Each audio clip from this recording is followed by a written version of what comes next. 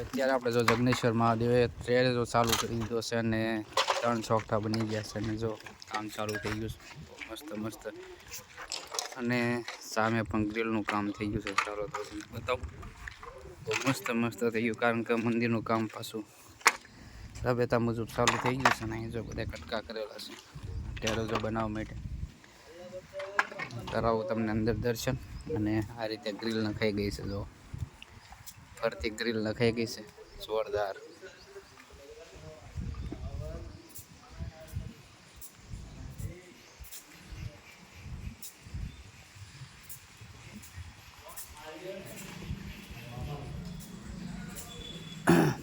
ફરતી ગ્રીલ નખાઈ ગઈ જો કસવાનું કામ પણ ચાલુ થઈ ગયું છે કારણ કે કસવાવાળા પણ હમણાં આવ્યો નહોતો પણ આવી ગયા છે કસવાવાળા છે. આપણે મહાદેવનું મંદિર છે કરી લો બધા દર્શન.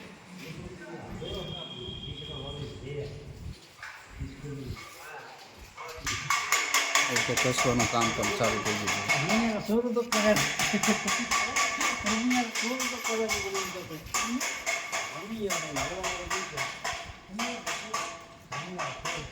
ફરતી ગ્રીલ લાગી ગઈ છે જે ગોળા લગાડવાના બાકી છે.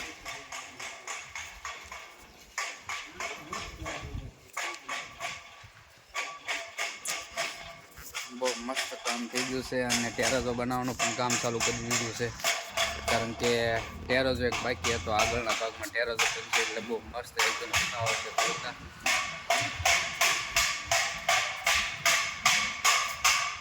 કઈ રીતે ટેરેઝો બનાવી હું પણ તમને બતાવું કારણ કે થોડોક પ્રકાશ વધારે પડે છે અહીંથી તો બતાવશે નહીં પણ જો અહીંથી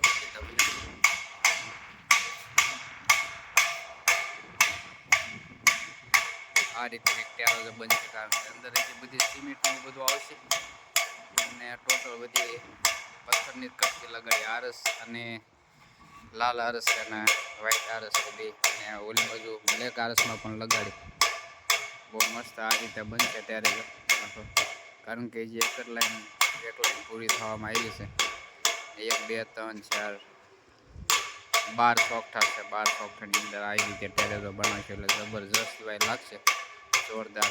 કારીગરો પણ બહુ મસ્ત હશે મસ્ત મસ્ત ટેરેઝો બનાવે છે ભાઈ જોરદાર. તો આ રીતની વગર તો મારે ઘણા સમયથી આપણે વિડીયો મૂક્યો નહોતો એટલે કારણ કે કામ ઘણા બંધ હતું પણ જીર્ણોદ્વાર હતું એટલે થોડોક સમય મહિનો દિવસ કામ બંધ ગયું અને અત્યારે પાછું રાબેતા મુજબ ચાલુ થઈ ગયું છે. અહીંયા પણ કંઈક ખાશે ને જો આ હું ટેરેઝો આવશે ઠેર સુધી અહીંથી ટેરેઝો આવશે અને ફરતી ગ્રીલ લાગી ગઈ છે અને આ ગ્રીલ આપણે પહેલાં લાગી ગઈ છે. તો ખાસ કરીને જો વિડીયો ગમે તો લાઈક શેર અને સબસ્ક્રાઈબ કરી નાખજો. આ રીતનો ટેરેઝો બનશે બન્યા પછી વધારે પણ ઉઠાવ આવશે કારણ કે જે અંદર સિમેન્ટ ને એવું બધું ભરવાનું બાકી હોય. ગ્રાઉન્ડ જો કેટલું મસ્ત ગ્રાઉન્ડ થઈ ગયું જોરદાર.